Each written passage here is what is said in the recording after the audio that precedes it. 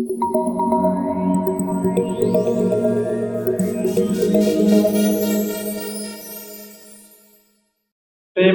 yang sangat berat ini dengan izin Allah diusahakan bisa ringan. Oh, itu maksudnya. Sehingga setahap demi tahap kita punya sifat-sifat itu. Sesuatu yang nggak terbayang kalau kita menggunakan pendekatan lama. Jadi istilahnya Muslim dibiarkan tidak meningkat kualitas agamanya. Karena ada leveling dan ada sekat-sekat keilmuan. Padahal ini bab dasar. Pada saat yang sama, banyak Muslim juga menikmati proses tidak naik kelasnya mereka itu. Pengajian berpuluh-puluh tahun tidak pernah dinaikkan kelasnya. Ya udah dibahas muter. Salat ke haji diputer aja sepanjang 50 tahun. Nggak naik-naik kelas. Pengantarnya lebih banyak daripada materinya. Ya pengantarnya itu kan misalnya baca ayat-ayat tertentu diputer-puter itu sudah 1 jam. Sholawat diputer-puter udah 5 jam. Jadi nggak naik-naik kelas. Jadi ada satu proses ketidaknaikan yang dinikmati. Ya masyarakat juga nikmat tidak naik. Karena itu kan berat. Mendingan tidak naik. Nanti dinambahkan dengan satu konsep beragama yang membiarkan kita tidak naik. Cintailah orang soleh, insya Allah nanti kamu ikut nasibnya. Meskipun kita tidak soleh, bener itu. Cuman kita nggak naik kelas. Yang penting mencintai orang soleh aja lah. Kalau di masyarakat tradisional ya berarti mencintai para kiai. Nanti dekat sama kiai, nanti kita diangkut sama Pak Kiai kelak di akhirat. Dan ini membuat kita tidak pernah semangat dan serius naik. Dan itu menyebabkan kualitas beragama jadi nggak naik. Kualitas beragama nggak naik, kualitas kehidupan juga tidak naik. Itulah yang disebut dengan kebodohan yang dilanggengkan, terus keterbelakangan yang dilanggengkan. Itulah awal penjajahan, awal semuanya. Karena yang membuat orang itu naik karena agama. Didorong untuk naik kelas dan lain sebagainya. Termasuk yang sekarang kita bahas. Zuhud itu bab tinggi, memang bab. Tapi siapapun kita boleh, bahkan wajib untuk mengusahakan dirinya. Siapapun kita, bahkan termasuk ya orang yang baru masuk ke Islam kemarin. Kalau dia bisa mengusahakan dirinya zuhud, baik zuhud bagi. Selama kita paham konsepnya, kita tahu langkah-langkah. Tidak mustahil siapapun kita dikasihkan oleh Allah sifat zuhud. Secara bahasa, zuhud itu maknanya tidak tertarik. Kalau diterjemahkan bahasa Jawa itu moh. Moh itu di bahasa Betawi ogah. Nah, zuhud itu maknanya ogah. Bahkan ogah banget. Ada bangetnya. Jadi kalau misalnya ada zahat tu minal akal, yakni aku ogah makan. Yakni zuhud itu bukan sekedar tidak mau makan, jadi zahat tu minal akal ada makanan ini, zuhud maknanya lihat aja enggak. Karena udah ogah banget. Kalau bahasa anak sekarang namanya apa? N, dia bilang. You, me, and. Ya kayak gitu. Itu zuhud itu maknanya. Itu ya. Nah, secara istilah zuhud itu perlu dipahami. Saking cintanya kepada Allah dan atau bagi dan atau tertariknya kepada akhirat, dunia tidak masuk menjadi prioritas. Ulang lagi ya, saking cintanya kepada Allah. Jadi kayaknya dengan mahabbah yang akan kita bahas bulan depan atau 2 bulannya lagi. Dan atau tertariknya kepada akhirat, maka dunia tidak jadi prioritas. Jadi ya, jadi posisi zuhud itu tentang prioritas yang ada di hati. Zuhud tentang hati ini mencintai apa. Itu bab zuhud. Jadi ya, tolong dipahami baik-baik. Itu udah ngaji, ujung-ujungnya nggak paham juga tentang zuhud. Jadi zuhud bukan tentang apa yang kita kenakan. Bukan tentang apa yang kita beli. Bukan apa yang kita kendarai. Bukan pula tentang siapa pasangan kita. Zuhud itu tentang apa yang ada di hati. Jadi pahami ya, saya berikan ilustrasi gampang nih, gampang. Ada seorang wanita. Ini istilahnya laris manis. Wanita ini duduk kemerecek, berdiri kemeroyok, tahu nggak ya? Saking larisnya. Semua orang ingin meminangnya. Ada 100 laki-laki yang tertarik meminangnya. Jadi, wanita ini memutuskan dia memilih satu laki yang diterima dan dicinta.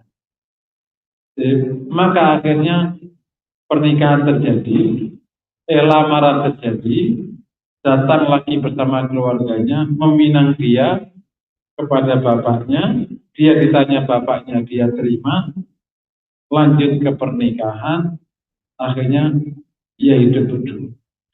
Saat dia memutuskan mencintai laki ini, memilih laki ini, maka tidak ada satupun 99 laki tadi yang masuk di hati.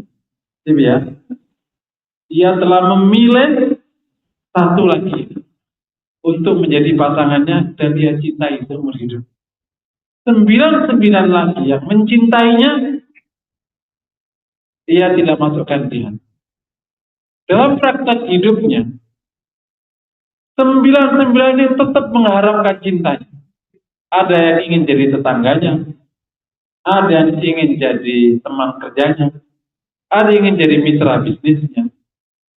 Wanita ini terus berbuat baik pada laki-laki ini.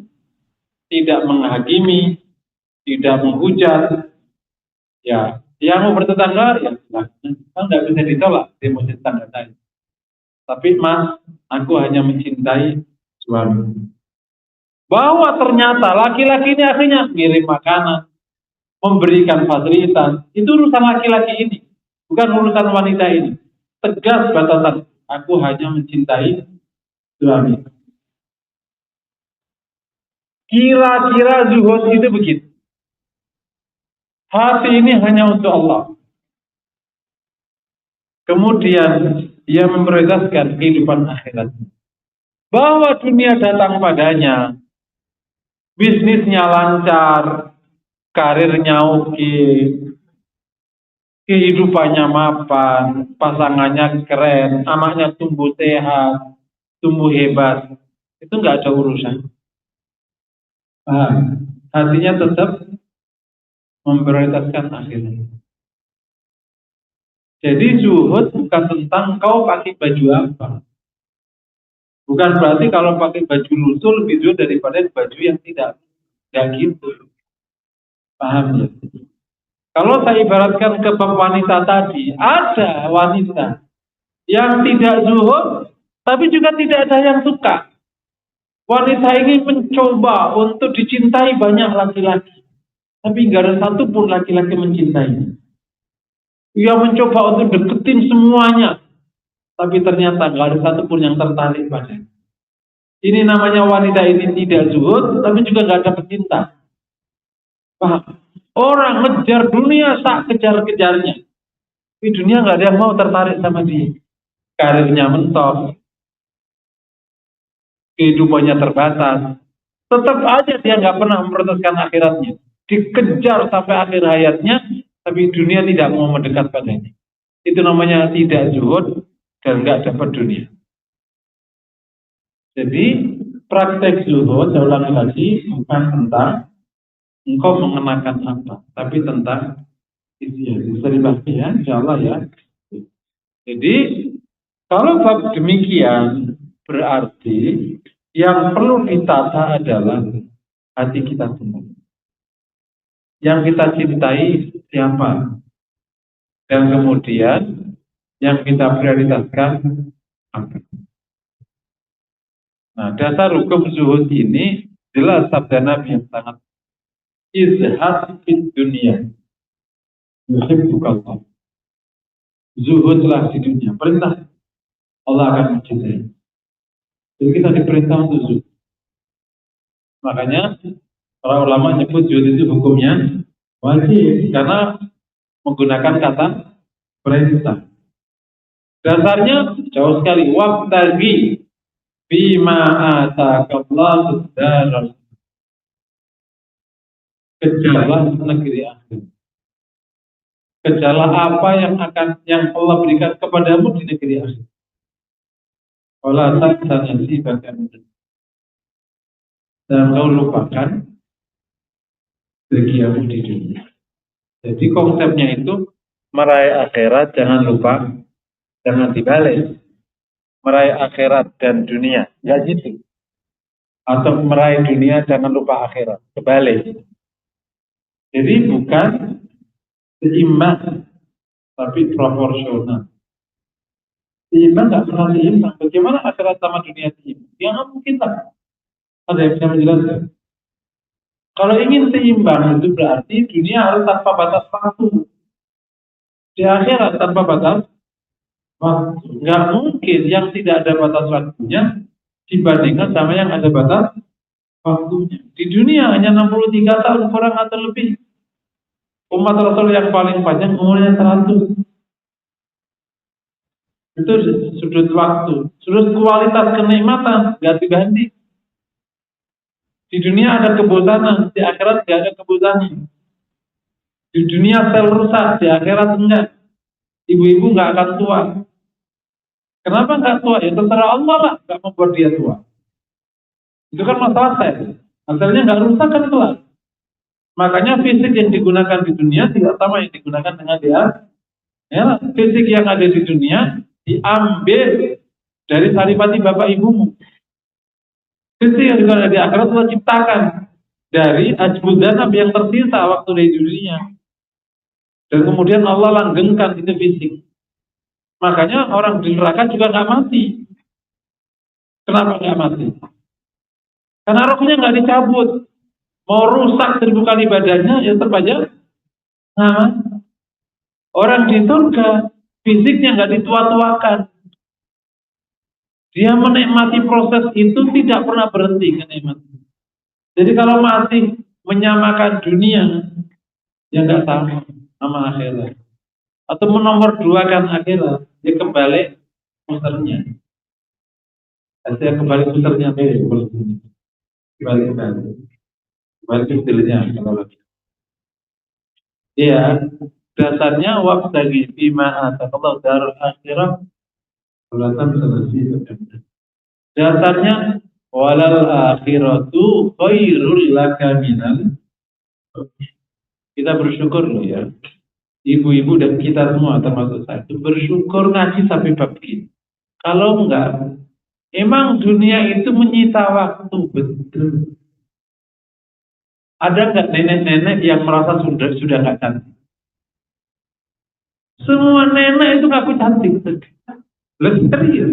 Coba tanya ke suaminya, Mas, aku masih cantik ya? Padahal nenek. Dunia itu memukau. Emang memukau. Siapa yang nggak terpukul dengan semua yang ada? Wong aki-aki aja itu masih pingin kaya, masih pingin semuanya aki-aki. Iya, masih ingin muda. Kata Nabi di hadis Imam Bukhari, atau lihat kita berdoa. Orang itu di depan dua merasa muda, di depan harta, di depan wanita. Itu semua ngerasa muda. Begitu urusan akhirat, ngerasa tua. Begitu depan harta, ada nggak? Ada bisnis nih, Wih, apaan tuh? Wah, itu nomornya udah aki-aki. Jadi, sampai ada goyang. Begitu sholat, itu penyakit keluar semua. Makanya sholat tidur, sholat apa. Tapi begitu sudah mulai reunian, ketemu teman lamanya, duduk nggak sih? Berdiri tuh mau karaoke. Terjadi kan? Begitu diajak reunian, itu tiba-tiba pakai topi, pakai jeans, terus karaoke, ski. Kemarin lo seorang pakai duduk. Sekarang di reunian, lo pakai lagu segala. Pakai lagu apa? John Lennon tante. Tahun 70-an. Nggak ngerti kok. Itulah kira-kira manusia. Jadi kalau kita tidak diarahkan sama agama, emang sampai tua dunia ini kan kita cinta. Dan kita pegang. Kita akan berjuang. Tak berjuang.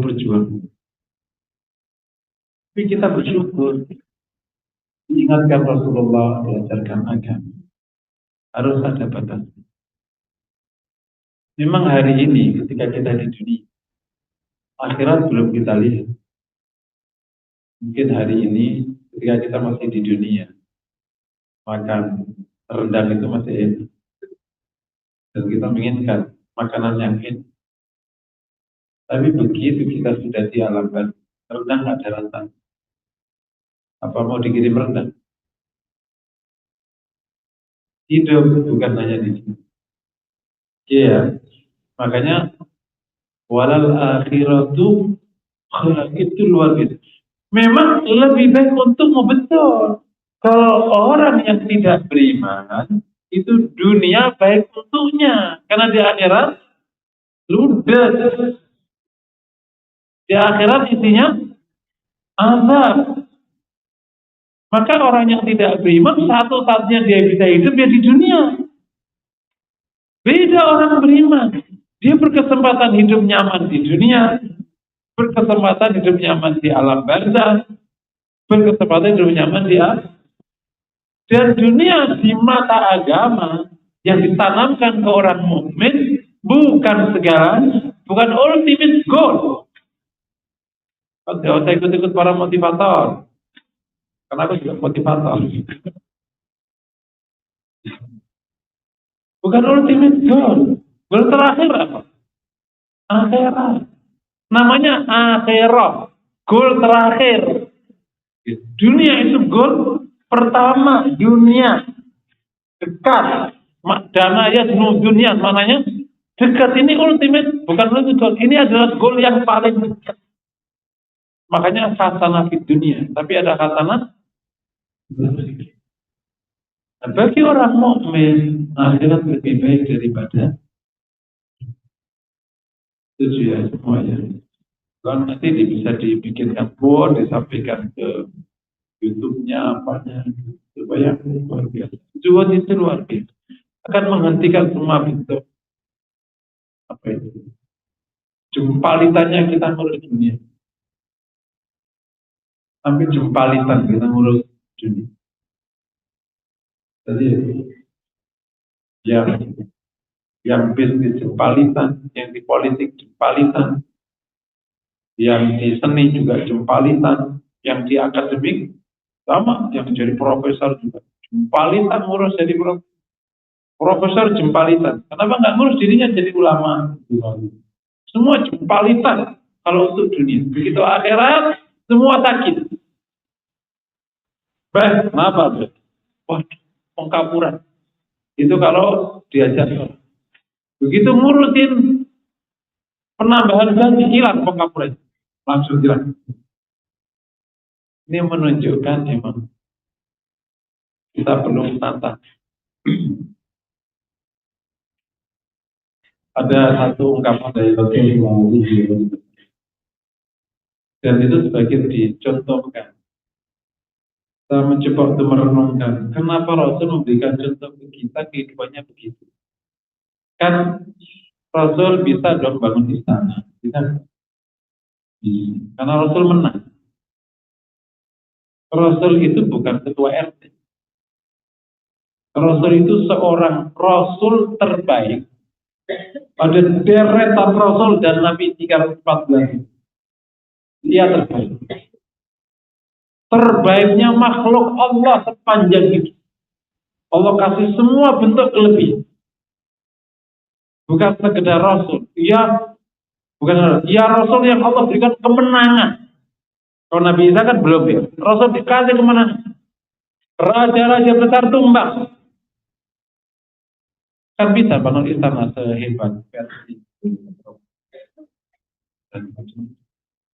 Tapi ia memutuskan hidup yang kita untuk mengajarkan umat satu hal yang menjadi pedoman. Mukmin itu tidak pernah besar karena dunia, juga tidak pernah kerdil karena dunia. Ia tidak merasa besar ketika mendapat, juga tidak merasa kerdil ketika mendapat. Contohnya Rasulullah. Rasul punya dunia biasa aja, makanya hidupnya biasa aja. Jadi bagi ia bukan sesuatu yang ia kejar. Dan semoga Allah berikan kita kesungguhan untuk mengejar. Itu makanya kemarin kenapa di setiap pengajian sama katakan, ayo setiap materi yang kita sampaikan disebarkan ke orang. Karena ini cara paling efektif kita mendapatkan pundi amal yang banyak. Karena kalau pundi amal menggunakan diri kita kan nggak banyak, betul ya? Berapa kemampuan kita baca Quran? Zikir, sudah nggak banyak. Salah satu yang membuat pundi amal kita banyak, ya lewat orang lain yang kita ajak-ajak itu kemudian menjadi kebaikan yang berlimpah-limpah. Itu kan pundi-pundi amal. Kalau untuk kita minimal, kalau kita misalnya tidak punya madrasah, anak cucu kita itu yang kita pegangi. Berkembanglah keluarga yang solid. Dan seterusnya. Iya. Jadi dasar hukumnya banyak sekali di Quran. Bahkan para ulama tafsir mengatakan sejak Al-Fatihah sampai An-Nas.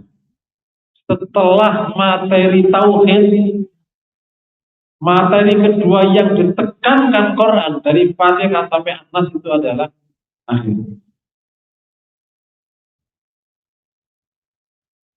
Jadi setelah urusan tauhid, materi konten agama yang dominan adalah man kana yu'minu billah selalu disandingkan wal yaumil.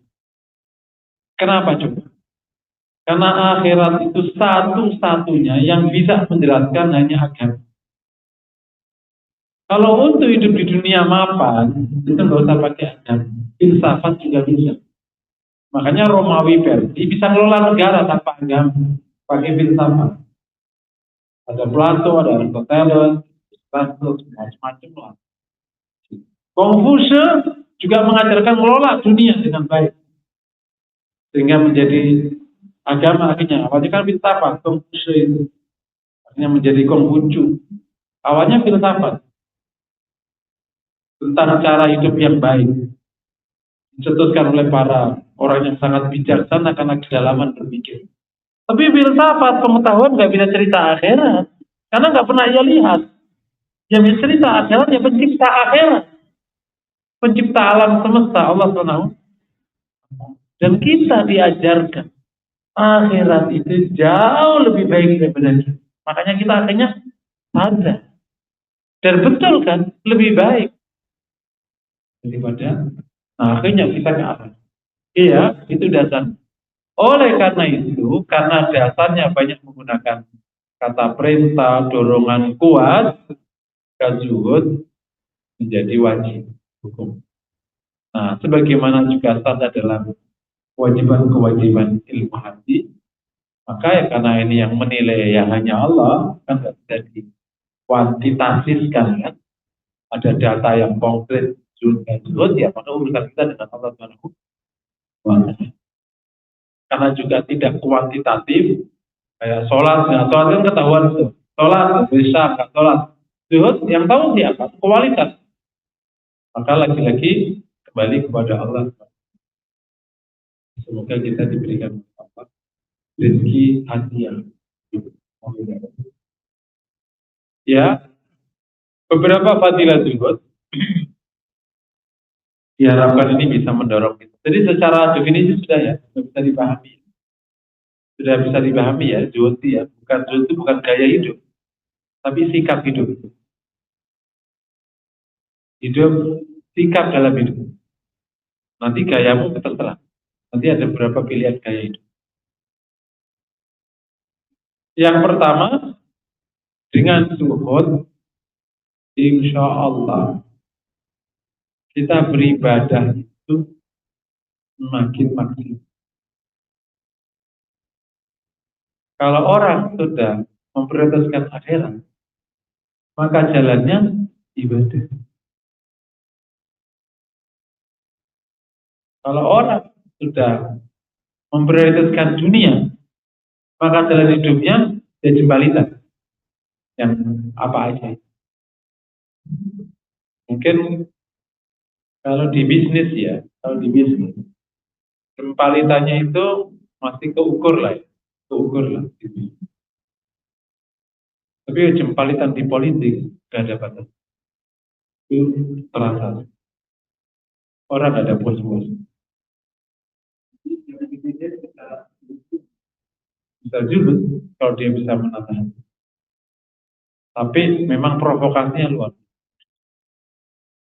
Ini namanya Allah Ta'ala tetap zina di hukum syahwat.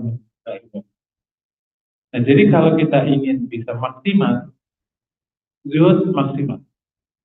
Yang kedua lebih dari sekedar ibadah. Kita akan maksimal dalam taat.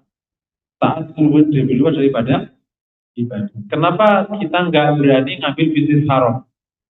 Karena saya akhirat. Kenapa kita nggak berani perilaku haram? Saya nanti di akhirat malah berani. Dunia tidak dapat, tapi di akhiratnya nanti. Jadi orang zuhud tidak akan mempertaruhkan akhiratnya demi dunia. Orang itu akan mempertaruhkan dunianya demi akhirat. Dia nggak akan bertahan. Kalau dalam bahasa lain, kalau akhirnya harus memilih, nggak bisa digabungkan, maka aku milih meskipun kehilangan dunia. Di lapangan kan sering kita punya bilang kayak gitu. Lo ikut aku, naik karir. Kalau enggak, ya stuck. Ya udah stuck nggak apa. Aku nggak bisa ikut cara. Itu di lapangan kan udah populer kan. Kalau mau bisnis, begini caranya. Nah kalau enggak, ya nggak dapat. Ya udah apa. Serius nih, ya nggak apa. Kamu harus itu. Kita akan berani berkata. Makanya Ibnu Qayyim itu termasuk salah satu ungkapannya ini. Terasa zuhud itu bukan ketika kita tidak di tengah percaturan. Kalau kita tidak di tengah percaturan, zuhudnya itu baru tampak itu. Orang tinggal di tempat yang sangat terpencil, nggak ada provokasi apapun, jadi zuhud ya. Jadi nomor 2 insya Allah akan lebih maksimal dalam hal. Saya sudah menggunakan bahasa akhirnya berani bertaruh dan bertaruh. Karena dia sudah menjatuhkan diri. Makanya akan mudah belajar ritma ketika sudah tidak ada banyak gangguan kaki. Gampang. Meskipun apakah berhasil ya masing-masing kita terus aja. Terus. Yang ketiga dampak dari zuhud lebih. Kita bahkan insya Allah bisa menikmati ibadah dan ketaatan. Sholat itu nikmat dikit. Karena kalau dia ingin akhirat, adanya di situ. Tidak merasa terbebani taat. Terbebani oleh kebaikan. Termasuk kebaikan-kebaikan yang muamalah hanya. Jadi seorang wanita kan salah satu jalan kebaikannya adalah taat sama suami, urus anak-anaknya, dan seterusnya. Mungkin ukuran dunia bisa aja.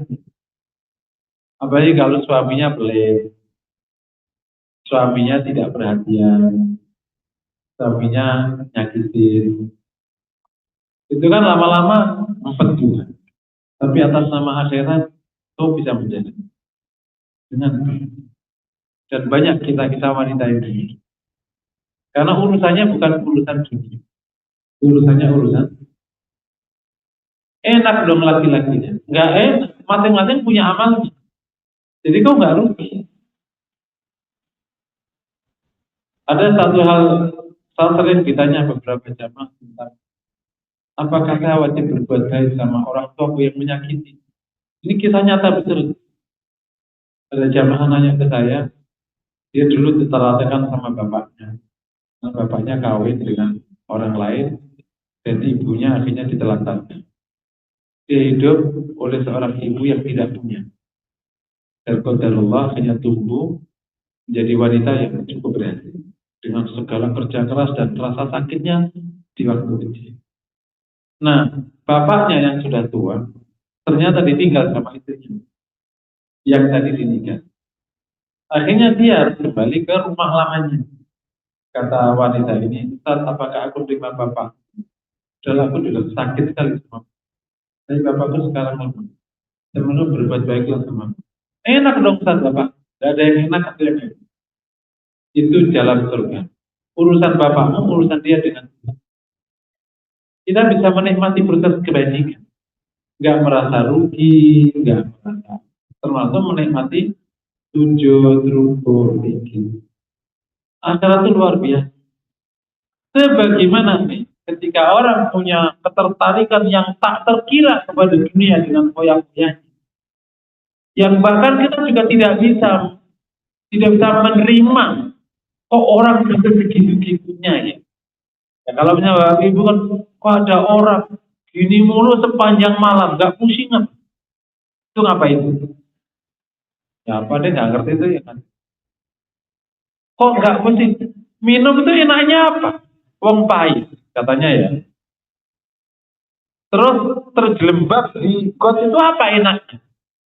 Kok bisa? Terus jalan gentayangan tuh enaknya apa? Tapi karena dia memang mencintai, dia mencintai minum, mencintai gentayangan, mencintai terjelembab got, mencintai yang enggak. Akhirat itu benar adanya. Terus tidak membuatmu terjerembab. Hidupmu semakin baik. Maka kalau mencintai akhirat, kenikmatannya jauh di atas orang mencintai dunia. Kalau mau dibandingkan tingkat hormon endorfinnya. Orang yang minum, tingkat hormon endorfinnya tinggian mana? Yang minum, yang foya-foya dengan yang zikir di malam hari yang sangat menikmati. Luar biasa. Dia akan menikmati. Orang boleh merasa aneh. Tapi itu kan bukan tentang pandangan orang. Mungkin suamimu yang belum ada di masalah ini melihat aneh. Ini wanita kuat banget ibadah. Ya, hidup bukan tentang pandangan suami. Hidup tentang bagaimana agama kita jalan. Jadi insya Allah kita akan mendapatkan kenikmatan ibadah kita. Dan itu yang kita inginkan. Nomor 4, dampak dari zuhud. Insya Allah kita lebih bahagia. Yang membuat berat itu karena kita sangat mencintai. Dosa bukan mencintai dia membuat bahagia. Mencintai dia itu bikin ribet. Ini kisah nyata. Saya pernah ceritakan ke orang yang punya mobil. Ini kisah nyata betul. Saya punya teman di Belanda tinggalnya. Saya mundur anak-anak tuh ya. Sekarang udah jadi orang Belanda udah tahun 70-an orang Belanda udah. Permanent resident bahkan sudah ganti Mas Robi nanti. Itu punya om jadi duta di Jerman. Tantenya lah pulang dari tugas zaman itu tahun 90-an. Dikasihlah Mercy S. Di sini belum ada S. Pokoknya akhirnya dia saking mewahnya mobil ini, maka tantenya kalau jalan raya itu stres.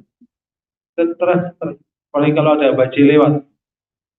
Zaman itu kan bajai, namanya bajai kan, sen kanan belok kiri. Belok kanan bisa sen kiri. Rem mendadak, gas mendadak. Kalau dia salah minta maaf, orang salah dan salah aja dia minta, gimana dia? Stres sepanjang naik mobil. Makanya mobil itu dimasuki 3 kali, dia ganti beli kijang. Bagi dia, oke lah, tabrak-tabrak, lecet-lecet. Akhirnya mobil itu, karena nggak bisa dipakai, akhirnya rusak. Karena dia tidak beli ATPM, belinya kan langsung tuh, beli langsung. Dari atas sama kedutaan kan. Bengkel yang resmi nggak mau terima, kan nggak dari situ. Jadi bengkel itu cepat, pinggir jalan. Karena pusing dijual. Kata tante ini, enakan pakai kijang. Lecet. Nggak apa-apa. Ini bukti, mencintai dunia itu jadi beban. Begitu kijang nggak bisa dicintai, enak nggak jadi? Ini kisah lama di sebuah kampung. Zaman itu motor Honda merah 70 itu kan yang punya hanya orang kaya. Ibu-ibu orang kampung kok orang kasih orang Pondok Indah sih? Kampung Pondok Indah. Lah kan Pondok Indah jadi kota kan baru tahun 80. Dulu mah kampung juga, bukan kampung Pondok. Kamu semua juga Jakarta kan kampung. Kampung Rambutan. Kampung mana itu? Kampung Melayu, kampung apa lagi? Jadi Jakarta itu kumpulan kampung. Ya? Kampung Melayu, kampung Rambutan, kampung apa lagi? Itu ya. Jadi alhasil di satu keluarga punya uang. Akhirnya beli motor Honda. Yang motor Honda merah.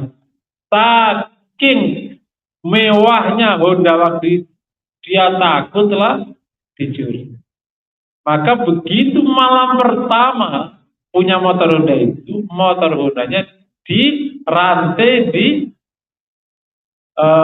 ranjangnya dia. Khawatir kalau nanti ada yang nyuri, bisa ketangkap.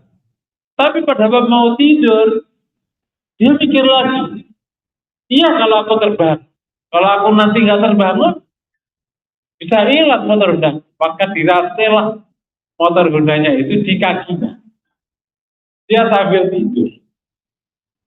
Hasil ceritanya emang bener ada yang nyuri di malam pertama. Namanya motor Honda zaman itu. Yang punya cuma Pak Camat. Gak ada orang punya motor Honda. Boro-boro motor. Sepeda dia punya bisa kehitung. Semua jalan kaki. Benar malam itu ada perampok. Motor Hondanya bisa disasar. Akhirnya dia seret-seret sama motor Honda. Cinta terhadap dunia menyengsara. Jadi kalau cinta sama akhirat membahagiakan. Jadi gini ceritanya, kalau kita tidak terlalu mencintai dunia, kita di bisnis dapat alhamdulillah, nggak dapat ya nggak apa-apa. Gitu ya. Karena kita nggak terlalu mencintainya, kita berkarir, kita dapat karir bagus, ada. Kalau enggak, ya nggak apa-apa dunia. Simpel kan jadinya, kan nggak suka-suka amat. Kita dapat, terus kayak orang mainan. Kita main, ada permen, tapi nggak cinta banget. Dapat permen, alhamdulillah. Kalau nggak dapat, nggak apa-apa permenannya. Yang penting masih ada makan. Nah gitu kan? Jadi ketika cinta kita sama dunia itu biasa, justru kau bahagia. Maka sama laki-laki. Cintamu sama pasanganmu melebihi batas, kamu akan menjadi budak istri. Jadi cintamu sama laki-laki melebihi batas, itu jadi budak suami. Normal aja cinta. Cintailah. Hati normal itu. Ada orang nggak bisa hidup kalau nggak sama mati ya. Ya, susah. Terus namanya udah nggak ada masih mau mati. Normal. Ini ya. Jadi nomor 4, justru dengan mencintai kau lebih bahagia. Zuhud itu membahagiakan. Sangat membahagiakan. Karena dengan dunia jadi ringan. Dunia ini kan memang ada dua peluang kan. Karena ada hukum ibtila. Wal nabluwannakum bisyai' minal khawfi wal ju'. Sungguh kami uji kalian dengan sedikit rasa ini, rasa ini. Ada yang skalanya dapat, ada yang tidak. Di konteks keluarga, ada yang dapat suami yang dicita-citakan, ada suami yang bakatnya beli, bikin perkara. Kalau orang zuhud, hidupku nggak ada artinya lagi. Mak, aku hidup berkeluarga sepanjang masa nggak ada lagi. Nggak ada artinya hidup. Dengan aku mati. Jangan. Ya kalau dapat suami yang nggak dicita-citakan ya tinggal disabari. Enak kamu suaminya, masya Allah, baik, tajir. Pulang tepat pada waktu, suami mau bilang, bukan makan, beli, nggak bisa nyari duit. Apakah kita merasa rugi? Allah uji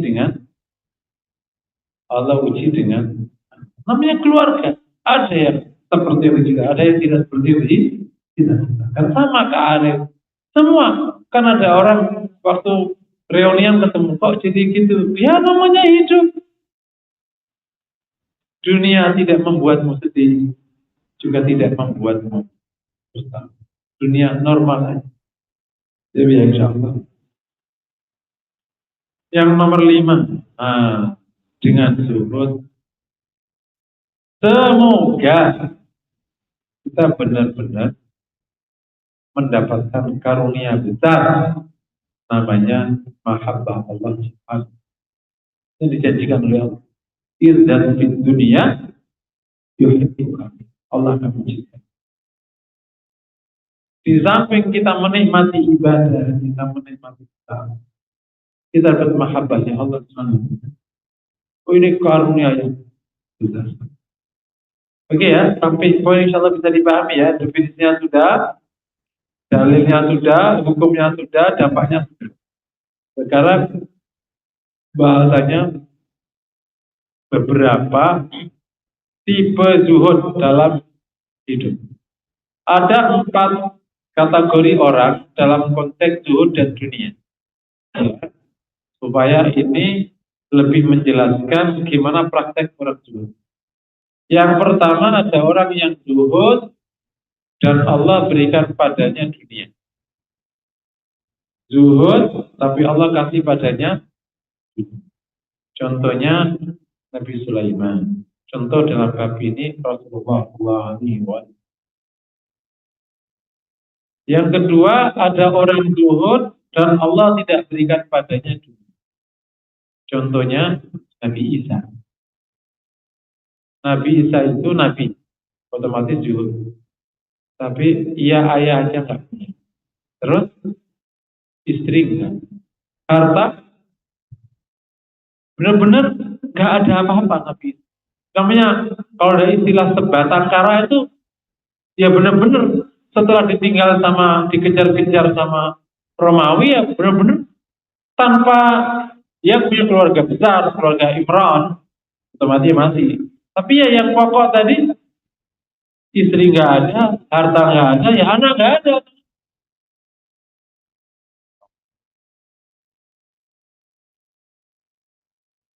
Ada perbincangan antar 2 teman.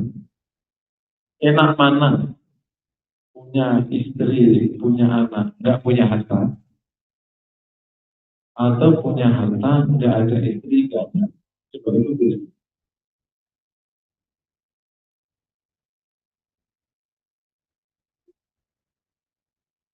Yang paling menyedihkan itu kalau sama harus dipilih.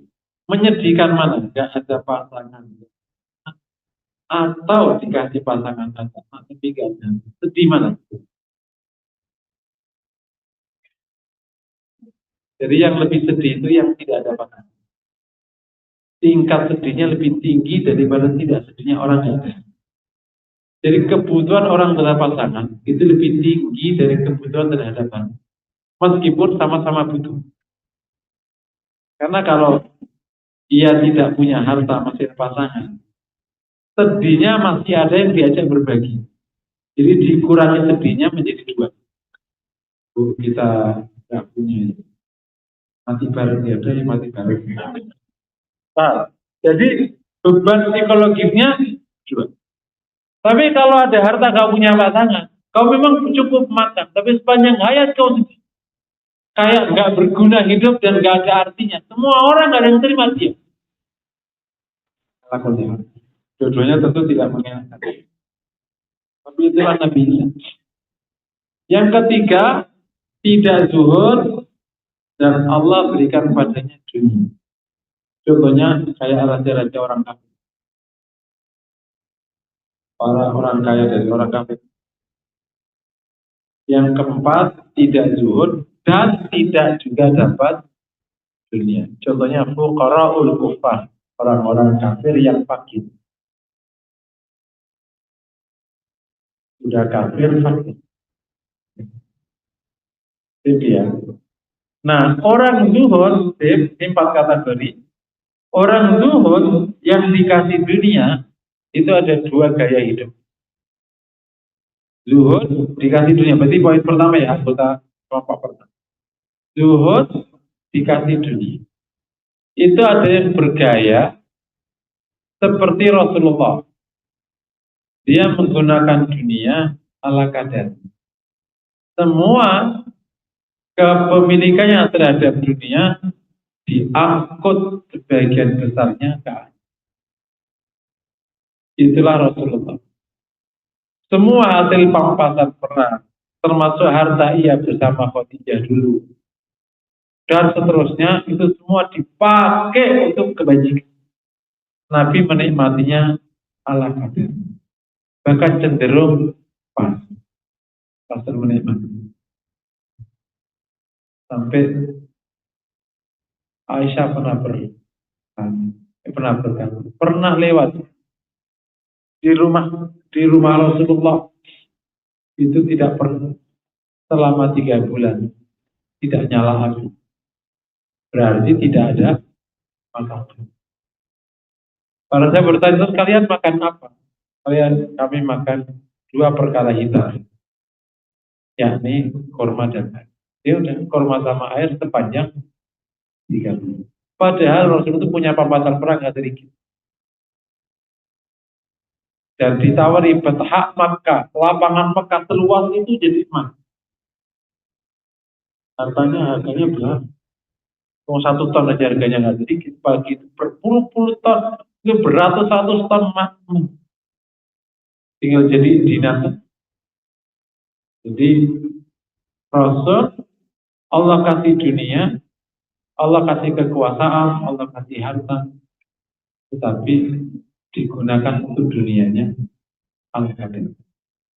Yang kedua, orang yang zuhud dan dikasih dunia punya gaya hidup menggunakan dunia cukup besar. Seperti Nabi Sulaiman, hidupnya mewah. Tapi sama-sama zuhud. Orang bertanya, kok zuhud tapi bisa bergaya hidup mewah? Bagaimana mungkin zuhud? Jawabannya tentang prioritas. Sama dengan tadi. Wanita yang hanya menjatuhkan cintanya pada suami kan tidak bisa membatasi hati semua laki-laki tadi. Laki-laki tetap menunggu janjinya. Nah kan nggak bisa dibatasi. Jadi dia berlimpah dunia dan dia menggunakannya. Nabi Sulaiman sebagai raja, tapi hatinya nggak bergeser. Makanya ada kisah yang terkenal itu. Ketika orang nggak bayangkan gimana Zul sementara hidupnya Masya Allah. Maka ada seorang yang mempertanyakan itu, diajak naik keretanya Nabi Sulaiman yang berlapiskan emas. Zaman itu kan namanya raja pasti apa aja emas, ya. Mukanya dikasih emas.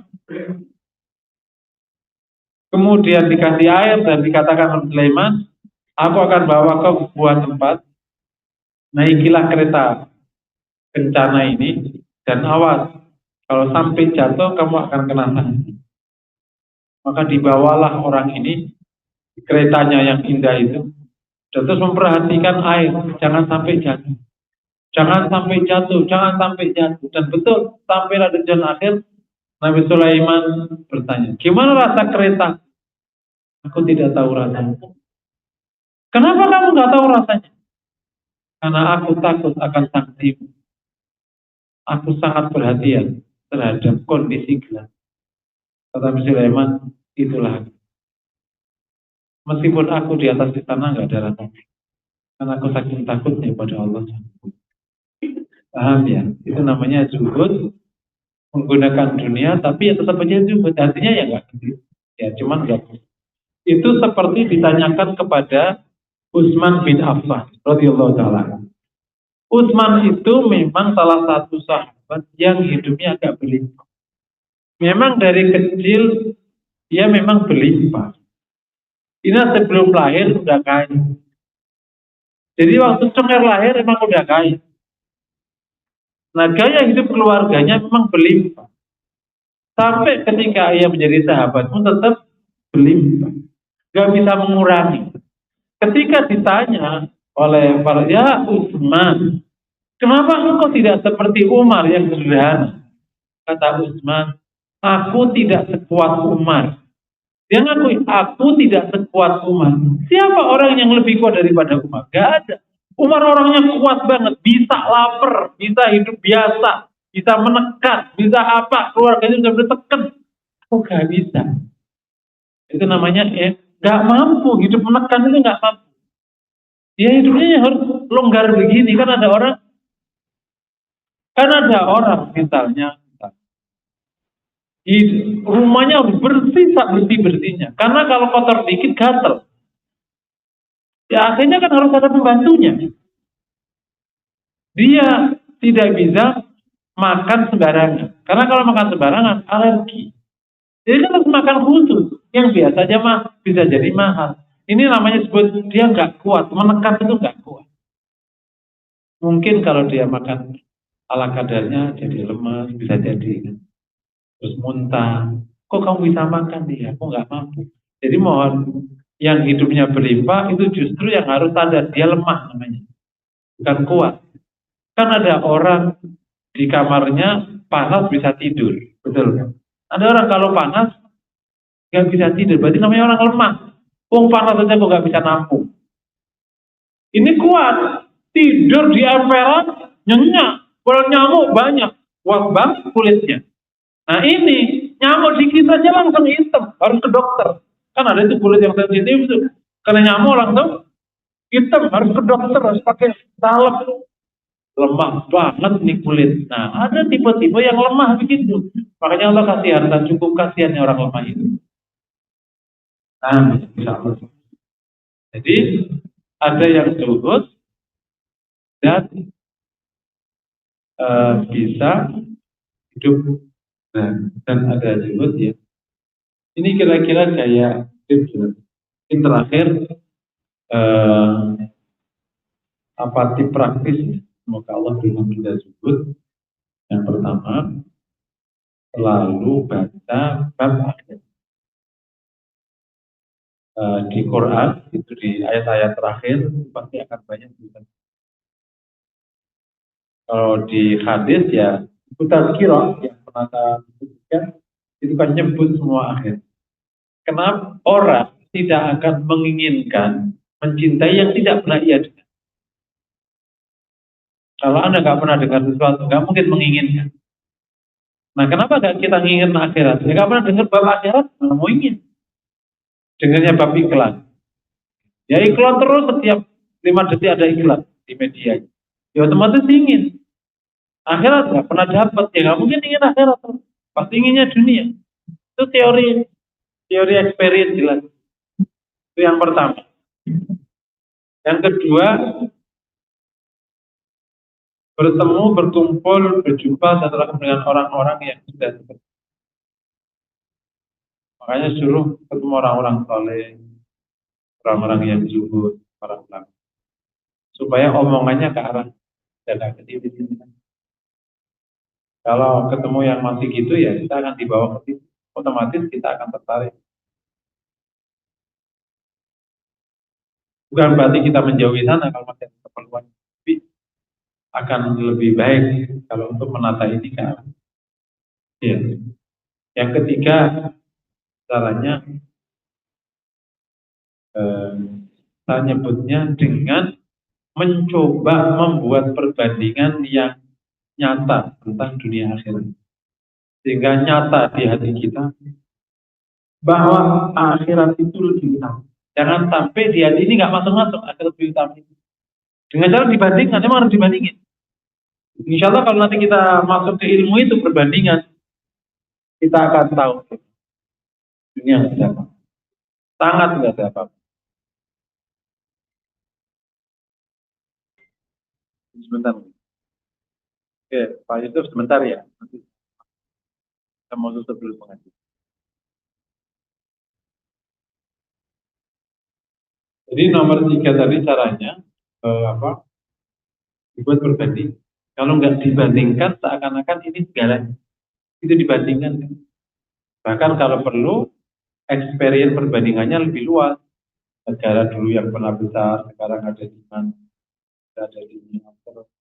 Itu kita pernah enak, rasanya kayak apa, sekarang apa, dulu pernah kita muda, sekarang tua, rasanya kayak, dunia begitu itu aja. Dulu pernah menjadi famous di sekolah, sekarang jadi apa? Kok udah jadi nenek-nenek yang gak ada famous lagi?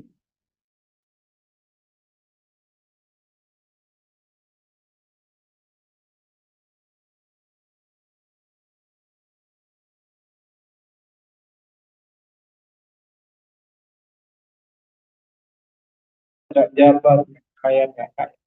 Rasanya, rasanya itu sesaat aja. Sebelum dapat itu baru lebihnya. Nanti kalau kita tahu perbandingannya kayak gini, makanya disebut dengan lahun, walaibun, terus sebentar, nah itu semua karena terakhir berdoa kepada Allah dikasih zuhud. Karena ada inas Allah nas'aluka hubbah wa hubba nabiyyik wa hubba ma yuhibbu wa hubbal akhirah, mencintai akhirat. Minta hubbal akhir, mencintai akhirat. Semoga Allah Ta'ala berikan karunia yang berlebih. Semoga materi yang simpel ini telah mengcover dan berharap kepada Allah dan kepada Allah berikan kita hadiah sifat siapapun itu. Berharap ibu juga bisa share bahwa Bapak dikasih sifat ini kita bahagia ya. Kalau nggak punya sifat ini sedih setiap kalau dibilang kita. Dikasih sifat ini ibadah nikmatnya tak. Nggak punya sifat ini ibadahnya itu kering tak. Sudah kayak sekedar olahraga. Jadi ini sifat ini luar biasa baru. Mungkin Allah berikan sifat. Mungkin sampai di sini kalau ada satu pertanyaan mungkin karena saya sudah pengajian yang lain online. Assalamualaikum warahmatullahi wabarakatuh.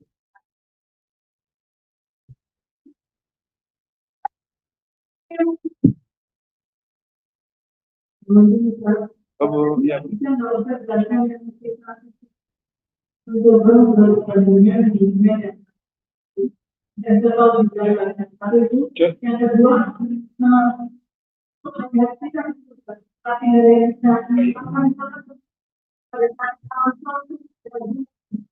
oh ya. Oh ya.